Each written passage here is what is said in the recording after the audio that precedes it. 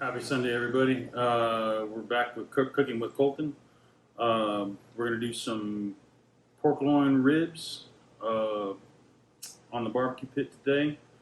They're going to cook for about 3 to 4 hours, more or less. I'm going to wrap them up in some butcher paper, and I'm going to take the bottom membrane off and season them up, get them ready, and get them on the pit. Let me get started.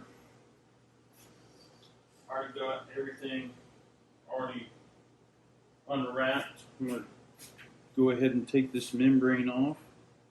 I take the membrane off mainly for the fact that you get a better rib without it. You don't get the crispies. If you like the crispies, then that's up to you. You don't have to take this off. It's just something I do. It's just I prefer it better. So I take this membrane off right here, and it is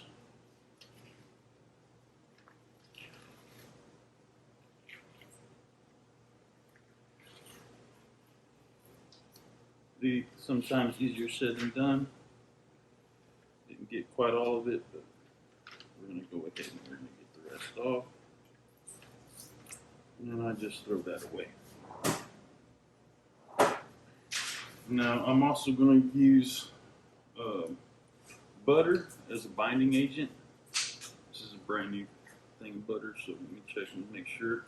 I did not take the seal off. Let me just take that off real quick. Kind of helps if my hands are clean. Lost my towel, but I got a napkin right here.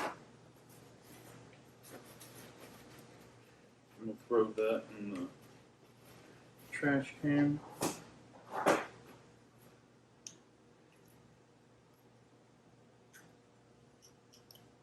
I use the butter because it's just a good binding agent.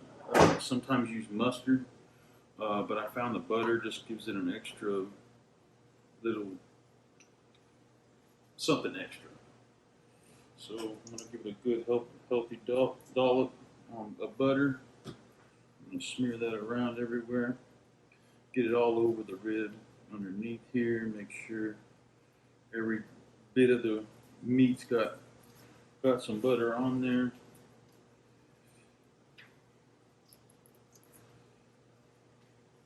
This is the messy part.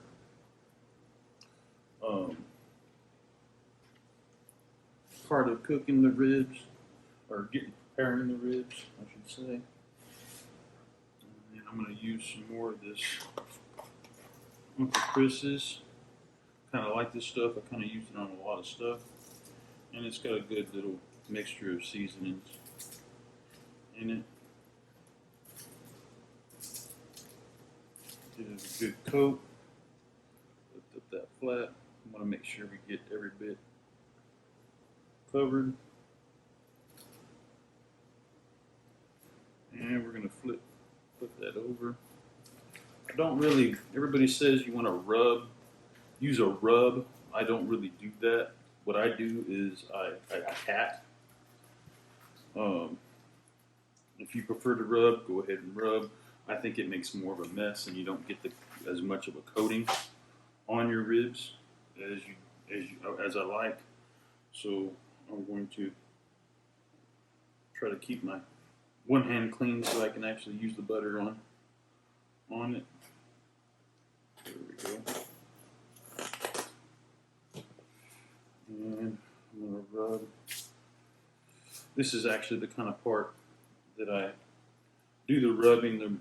When I do seasoning, I kind of do a pat. And I make sure the entire rib is coated with my binding agent. I know a lot of people that use mustard, and I sometimes do. Another good binding agent that I've found, I'm going to go ahead and clean my hands real quick.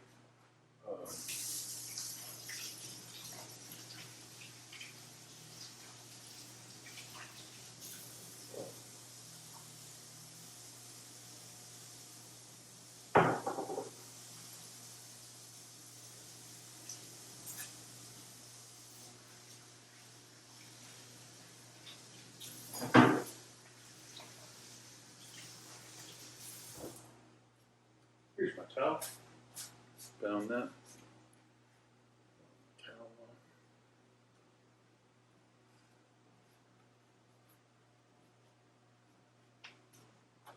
Stick that right there. And we're going to go ahead and do that. But I also have, in the past, I've also used Chick-fil-A sauce. Chick-fil-A sauce is actually sold in HEB now, our local grocery store. It's actually really good. I actually kind of like it too.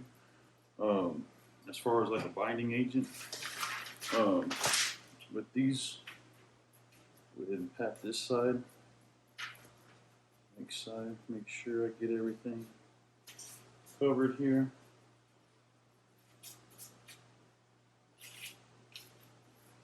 And I'm gonna wrap these ribs up and wash my hands one more time.